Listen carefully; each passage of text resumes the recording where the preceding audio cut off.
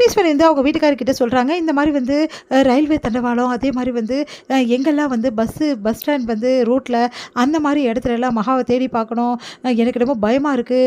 ஒருவேளை அங்கே எங்காவது ஏதாவது தவறான முடிவுக்கு போயிடுவாளோன்னு சொல்லிட்டு அப்படின்னோடனே ராஜலட்சுமி செம்மையா கோவம் வருது. என்ன சொல்கிறீங்க அப்படின்னோடனே, இங்கே பாருங்கள், உங்களை மாதிரி நான் பெரிய ஆளுங்களாம் கிடையாதுங்க.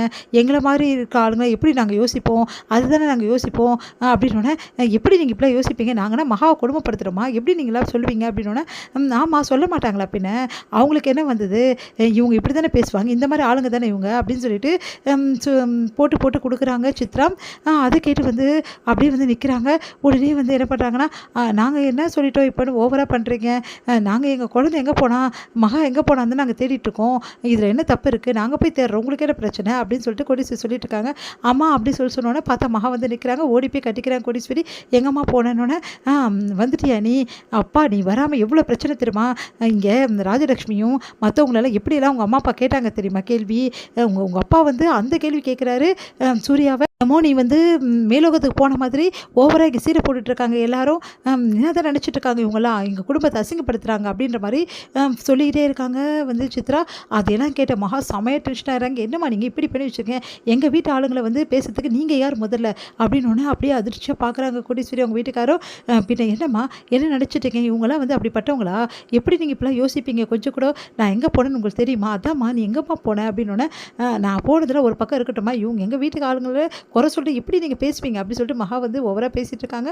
அந்த டைமில் கரெக்டாக சித்ரா வந்து தலையிட்டு, என்ன பிளேட்டை திருப்பி போட பார்க்குறியா, எங்கே போனேன்னு முதல்ல சொல்லு, ஆமாம் நீ எங்கே போனேன்னு எனக்கு தெரிஞ்சாகணும், ஒன்றால் தான் இவ்வளோ பிரச்சனை, இவங்க பேசுறதுக்கெல்லாம் காரணம் நீ தான், புரியுதா, நீ எல்லாருக்குள்ளேயும் சொல்லாமல் கொள்ளாமல் போனது இவ்வளோ பிரச்சனை காரணம், எங்கே தான் போனேன் அப்படின்னு சொல்லிட்டு ராஜலட்சுமி செம்மையாக கேட்குறாங்க.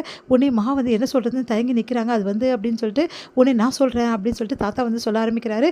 இந்த மாதிரி மகா வந்து வேண்டிக்கிட்டா கோயிலில் போய் ஒரு நாள் தங்குறது, அதனால தான் போனால், இதெல்லாம் யாரை நம்ப சொல்கிறீங்க, இதெல்லாம் நான் நம்பவே மாட்டேன், நம்புறதும் நம்பாதும் உங்கள் இஷ்டம், இதுதான் உண்மை, மகா வேண்டியது என்ன தப்பு, அவ மேலே என்ன தப்பு இருக்கா, வேண்டிக்கிட்டா போனால் கோயிலுக்கு போனால் சொல்லாமல் கொள்ளாமல் போகிறதா, நீங்கள்லாம் வந்து பதட்டப்படுவீங்க, கூட யாராவது அழைச்சிட்டு போயிருக்கலாம்ல அப்படின்னு சொல்லிட்டு சூர்யாவோட அப்பா சொல்கிறாரு.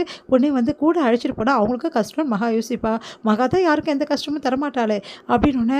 அதெல்லாம் கரெக்டு தான், ஆனால் வந்து சொல்லாமல் கொள்ளாமல் போனதால் எல்லாருக்கும் எவ்வளோ பதட்டம் ஆயிடுச்சு, சரி எல்லாரும் என்னை மன்னிச்சிடுங்க, நான் சொல்லாமல் கொள்ள போனது ரொம்ப பெரிய தப்பு அப்படின்னு சொல்லிட்டு மகா வந்து எல்லாருக்கிட்டையும் மன்னிப்பு கேட்குறாங்க.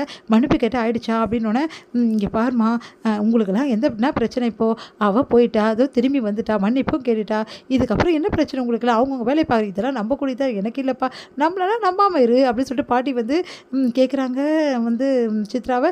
உடனே சித்ரா வந்து செம்மையாக டென்ஷனாக முறைச்சி பார்க்குறாங்க. சரி எல்லாருக்கும் முடிஞ்சு போச்சா, எல்லாம் கிளம்புங்க அப்படின்னோடனே கோடீஸ்வரி அவங்க வீட்டுக்காரர் எல்லாருக்கிட்டையும் மன்னிப்பு கேட்குறாங்க. சாரி மன்னிச்சிடுங்க, நாங்கள் ரொம்ப ஓவராக பேசிட்டோம் அப்படின்னு சொல்லிட்டு பேசிட்டு போயிடுறாங்க. அடுத்து வந்து எல்லாருக்கும் வேலை முடிச்சு அவங்கவுங்க வேலையை அவங்கவுங்க போய் பாருங்கள், மகா நீ போய் ரெஸ்ட் எடுமா அப்படின்றாங்க. மகா ரூமுக்கு போகிறாங்க. சூர்யா வந்து பின்னாடியே வராரு. வந்தோடனே மகா உங்ககிட்ட கொஞ்சம் பேசணும், என்ன பேசணும் நீங்கள் அப்படின்றாங்க. சரி உண்மையிலே நீ கோயிலுக்கு வந்து இந்த விஷயத்துக்காக தான் போனியா, ஏன் நீங்கள் நம்ப மாட்டீங்களா அப்படின்றாங்க.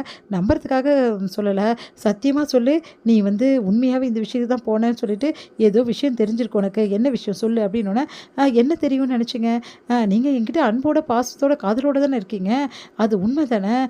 உடனே வந்து யோசிக்கிறாரு. ஆமாம் உண்மைதான், அப்புறம் ஏன் சத்தியம் கேட்குறீங்க என்கிட்ட, அப்போது நான் கோயிலுக்கு போனதில் என்ன தப்பு இருக்குது, நீங்கள் வந்து உண்மையாக என்கிட்ட இருக்கீங்க, அதனால் நான் கோயிலுக்கு போய் அந்த வந்து வேண்டுதலை நிறைவேற்றினேன், இதில் என்ன தப்பு இருக்குது, இங்கே பாருங்கள் நான் சொல்கிறது கரெக்டு தானே அப்படின்றாங்க. உடனே வந்து அப்படியே பார்த்துக்கிட்டே இருக்காரு, என்ன மகா இப்படி சொல்கிறாங்கன்னு சொல்லிட்டு இதில் முடியுது.